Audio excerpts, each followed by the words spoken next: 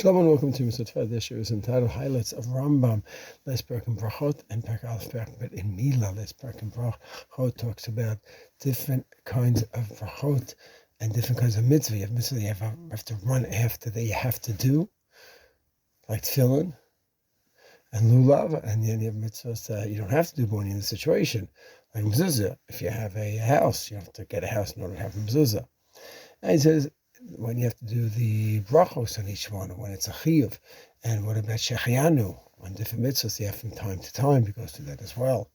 And he talks about chiddush, mila, you have shechianu, and chutzos we didn't say shechianu. Here we do. We go like the Rambam sheet here regarding shechianu.